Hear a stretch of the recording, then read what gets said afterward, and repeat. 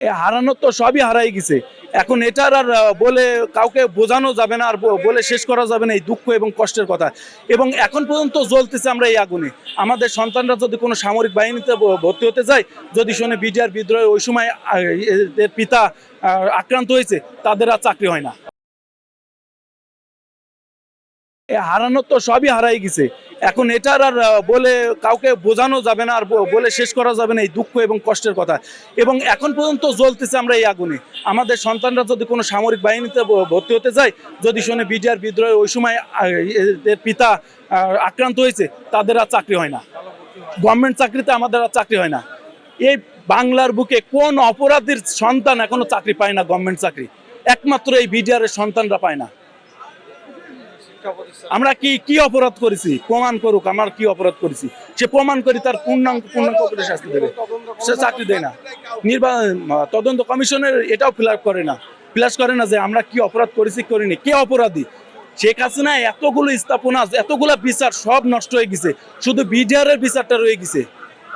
গভর্নমেন্টে আছে যারা সরকার এখন গঠন করছে, সরকারি দলেও আছে এবং বিরোধী দলেও আছে, যারা এই ফ্যাসিস্ট সরকারের রোষানলে পরে জেল খাটছে, ফাঁসির আসামি পর্যন্ত হয়েছে এবং সে ফাঁসির আসামি থেকে বিচ্যুত হয়েছে, তারা আবার এমপি হয়ে গেছে। কিন্তু কিন্তু সকল মামলা শেষ হয়ে গেছে, শুধু বিডিআরের মামলা নিয়ে কেউ কথা বলেনি। বিডিআরের মামলা হাসিনার সব অবৈধ, শুধু পবিত্র কাজটা ছিল যে বিডিআরের মামলা। পবিত্র কাজ ছিল হাসিনার, বৈধ কাজ ছিল বিডিআরের মামলা, যেটা আমাদের দিয়ে গেছে এটাই বৈধ, আর কোনোটা বৈধ না। আর কোনোটা বৈধ নেই, সকল কিছু অবৈধ হয়েছে। দেখেন এখানকার হাসপাতালের নামটা চেঞ্জ হয়ে গেছে, সকল স্থাপনার নাম চেঞ্জ হয়ে গেছে, সকল বিচার অবৈধ ঘোষণা করা হয়েছে। শুধু বিডিআরের বিচার, শুধু বিডিআরের নাম, বিডিআর কেন্দ্রিক যা কিছু হয়েছে সকল কিছু হাসিনার মনে হয় জায়েজ করে তৈরি গেছে। হাসিনা এই জায়গাটায় ফেরেস্তা হয়ে গেছে, আর বাকি সব জায়গায় জালিম হয়ে গেছিল। জালিম সরকার করে তৈরি গেছে, তাই পরিবর্তন করতেছে। সংসদেও দেখবেন বলবেন জালিম সরকার দ্বারা, স্বৈরাচার দ্বারা আমরা আক্রান্ত হয়েছি, কিন্তু আমরা ফেরেস্তার দ্বারা আক্রান্ত হয়েছি, যার কারণে আমাদের এই বিচার নিয়ে কোনো এমপি, কোনো মন্ত্রী কেউ কথা বলে না। এই যে লুৎফুজ্জামান বাবর সাহেবের ফাঁসির আসামি ছিল, বেরোয় এসে কি হয়েছে? এমপি হয়েছে, আলহামদুলিল্লাহ ভালো। তিনি নিরপরাধ ছিলেন, তাকে জোর করে অপরাধী বানানিছে। কিন্তু আমাদের ক্ষেত্রে সেটা দেখানোর দরকার ছিল যে এরা কি করছে, তদন্ত করতে আমাদের ব্যাপারে। তদন্ত করছে, সেটাও ফ্ল্যাশ করা হয়নি। তদন্ত উকিল নিয়োগ করতে পারিনি, তারা তো উকিল নিয়োগ করছিল কোর্টে, আমরা উকিল পর্যন্ত নিয়োগ করতে পারিনি। আমাদের বিচার, কোম্পানি জব করে সংসার চলতেছে, কেউ সিকিউরিটি গার্ড করতেছে, কেউ ওই কোম্পানির চাকরি, মার্কেটিং এর চাকরি করতেছে। বয়স নেই সে কাজ করতে পারে না, কেউ অটো চালায়, মানে কৃষি খামারে কাজ করে। এর বলে শেষ করা যাবে না। এগুলা পাবলিশড হলে পরে মানুষ হাস্য করবে যে তার কি কিছু ছিল না।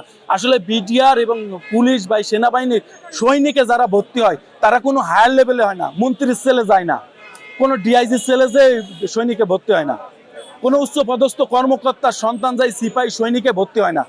সৈনিক ওই জায়গা থেকেই আসে, নিম্ন মধ্যবিত্ত শ্রেণী থেকে আসে। তো তারা যে এখন যে কি করবে, ওই সময় তারা ন্যূনতম এসএসসি পাস করে ঢুকে, তারপরে 10 বছর 25 বছর 30 বছর চাকরি করার পরে তার বয়সও থাকে না কিছু করার। দেখে যে অনেকের সন্তান ডেভেলপ হয়নি, কিন্তু উনি বয়স বৃদ্ধ হয়ে গেছে, সে তখন কি করবে না, তার সন্তান মানুষ করবে। এভাবে অনেক সন্তান ঝরেও গেছে, অনেক সন্তানকে বিজিবিতে সেনাবাহিনীরা ভর্তি করাতে গেছে, পারিনি, কারণ তার বৃদ্ধ টাকা আছে তার বাপের গাড়ি। চলতেছে মানবতার জীবন যাপন, চলতেছে চলে যায়। রাস্তার দেখেন আপনার ঢাকা শহরে আছেন, ফুটপাতে অনেক মানুষের জীবন চলে যাচ্ছে, এরকম জীবন চলে যাচ্ছে, কিন্তু স্বাচ্ছন্দ্য বোধ করে যে জীবন যাওয়া, সেটা যায় না। আজকে আমাদের দাবি যে আমরা 17 বছর নির্যাতিত হয়েছি, তার কোনো রেজাল্ট এখনো আমরা এই গভর্নমেন্ট থেকে পাই নাই। তাই এর হচ্ছে আমাদের দাবি যে আমাদের যে সম্মান হারানো গেছে, এই সম্মানটুকু যাতে আমরা ফিরে পেতে পারি। এবং আছে আমরা যে জেল জরিমানা এখনো আছে, কিন্তু এই গভর্নমেন্ট এখনো এটাকে পূর্ণ বহাল রাখছে। এটাকে এখনো ওই সুষ্ঠু প্রতিবেদন এবং যে জুলাই অভ্যুত্থানের পরে একটা প্রতিবেদন হয়েছে, এই প্রতিবেদনটাকে সামনে নিয়ে আসে নেই। তাতে যারা ভুক্তভোগী অপরাধী নতুন করে সংযুক্ত হয়েছে, তাদের নিয়েও কোনো কাজ করি নেই, কোনো কিছু হয় নাই। এবং আমাদের নিয়ে আমরা যে স্মারকলিপি দিছি, তার কোনো গভর্নমেন্ট কোনো ভূমিকা রাখেনি। সেই ভূমিকা না রাখার কারণে আমরা আজকে মানববন্ধন করছি এবং আলটিমেটাম দিছি আগামী জুলাইয়ের 1 তারিখ। সে পর্যন্ত আমরা অপেক্ষা করব, তারপরে হচ্ছে পরবর্তী কার্যক্রমে আমরা যাব। আমরা আজকে আমাদের বিডিআর এর ন্যায্য দাবি আদায়ের জন্য আমরা আজকে এখানে সবাই একসাথে হয়েছি। কারণ আমাদের বিডিআররা অনেক 17 বছর ধরে অনেক কষ্ট করতেছে, কেউ জেলে আছে, আর কেউ চাকরি থেকে বঞ্চিত হয়ে চাকরিচ্যুত হয়ে আছে, এজন্য আমাদের সকলের অধিকার আদায়ের জন্য আমরা এখানে আজকে একসাথে হই। আমার হাজবেন্ড 17 বছর ধরে জেলে আছে, এখনো বের হইতে পারে নাই, এখনো জেলেই আছে। 17 বছরে তো সবই হারাইছি, আমাদের পাওয়ার কিছু নাই, ঠিক আছে। আমরা যে বয়সে সংসার করার কথা সেই বয়সে আমরা সবই হারাইছি। তো আমরা সাবেক সরকার যে এগুলো করছে সেটা এখন প্রমাণিত, কিন্তু তারপরেও আমরা আশা করছিলাম যে আমাদের বর্তমান সরকার আমাদেরকে আমাদের ন্যায্য অধিকার আদায়ের জন্য আমাদের আশাগুলো পূর্ণ করবে, জেল থেকে মুক্তি দিবে, চাকরি দিবে, কিন্তু কিছুই করে নাই, ঠিক আছে। তো আমরা অনেক আশাবাদী যে যাদের জেলে এখনো সাজার মেয়াদ শেষ হয়ে গেছে ওরা বের হইতে পারে নাই।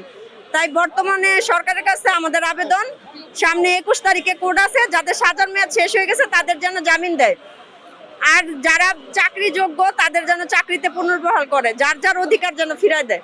এটাই বর্তমান সরকারের কাছে আমাদের আবেদন। আমি সর্বপ্রথমে 69 জন সিপাহী যে বিডিআর হত্যা হয়েছে তাদের উপর আমি মানে মৃত্যুর হয়েছে এই জন্য মাগফিরাত কামনা করি। দ্বিতীয়ত আমি 23 ব্যাটালিয়ান মনিরুল ইসলাম, ওনার আপন বোন, উনি অসুস্থ, যখন ওনার চাকরি গেছে ওই থেকে উনি একটু শর্ট খাইছে, এ থেকে উনি অসুস্থ। আমরা অনেকবার আন্দোলন করছি, কিন্তু বিগত দিনে আমাদের কোনো সরকার বা তিনবার সরকার চেঞ্জ হয়েছে, কোনো কিছু আমরা পাই নাই।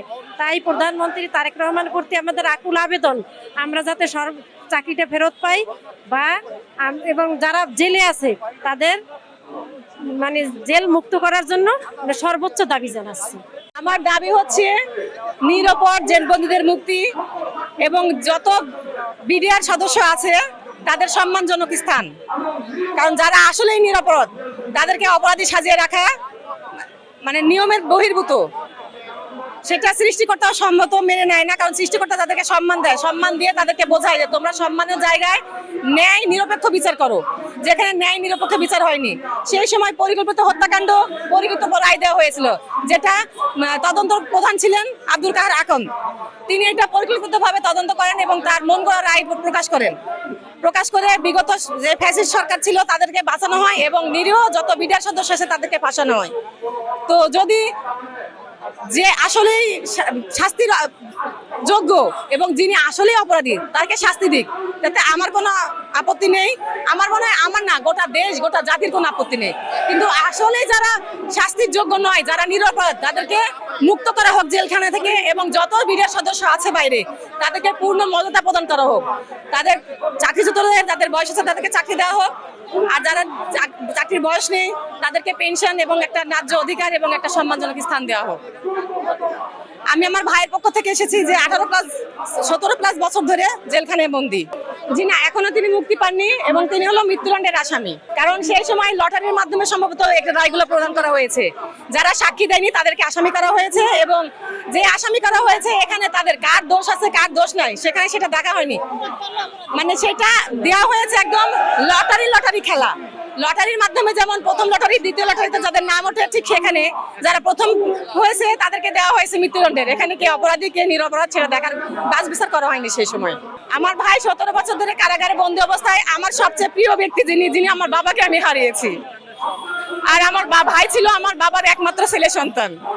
তো ছেলে সন্তান তার বাবাকে হারিয়েছে এবং মৃত্যুর সময় তার মুখটা একবার দেখতে পারেনি, প্লাস তার কবরে যে এক মুঠো মাটি দেওয়া হবে সেটা সে পারেননি এবং বলবো কি প্যারোলে মুক্তির ব্যবস্থা করতে পারিনি। আমরা এতই অভাগা সন্তান, আর সরকার আমাদের জন্য কঠোর ব্যবস্থা এমন ভাবে কঠোর করে রেখেছিল যে আমাদেরকে কোনো সুযোগ সুবিধা তো দেওয়া হয়নি, এমনকি মৃত বাবার মুখটা পর্যন্ত দেখতে দেওয়ার সুযোগ করা হয়নি। আজকে আমরা দুটি দাবি নিয়েই আমাদের আজকের এই মানববন্ধন কর্মসূচি সংগঠিত হয়েছে। এই সরকার আসার পরে প্রথম মানববন্ধন কর্মসূচি।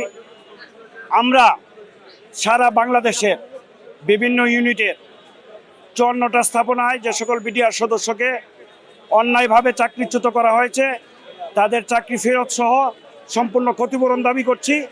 আর দ্বিতীয় দাবিটা হলো আমাদের 57 জন সেনা অফিসার সহ 74 জন হত্যা হয়েছে, তাদের তদন্তে যাদের নাম আসছে তাদেরকে অবিলম্বে গ্রেপ্তারপূর্বক প্রকৃত অপরাধীদেরকে দৃষ্টান্তমূলক বিচারের আওতায় এনে রায় কার্যকর করতে হবে এবং নিরপরাধ যারা জেলবন্দি আছে তাদেরকে মুক্তি দিতে হবে। এই দুটা দাবিতে আমাদের। তো দাবির বিষয়ে যেহেতু সরকার অল্প কিছুদিনের ভিতর ক্ষমতায় আসছেন, রাষ্ট্রের অনেক কাজ আছে। তো আমরা বিশ্বাস রাখি, আপনারা জানেন 25 তারিখের ঘটনার পরে 27 তারিখ তৎকালীন বিরোধী দলীয় নেত্রী বেগম খালেদা জিয়া একটা বক্তব্য দিয়েছিলেন এবং উনি বলেছিলেন যে বিডিআরদের উপর অন্যায়ভাবে ফাঁসানো হয়েছে। আমাদের বর্তমান প্রধানমন্ত্রী তারেক জিয়াও বক্তব্যে বলেছিলেন যে উনি ক্ষমতায় আসলে আমাদের বিষয়টা দেখবেন।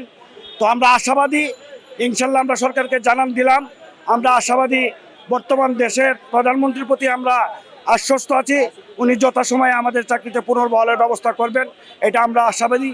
আর যদি না হয় তখন পরিস্থিতি বিবেচনা করে আমরা আলোচনার মাধ্যমে সিদ্ধান্ত নিই। changeTV.press, এক ফোঁটা হলুদ নেই।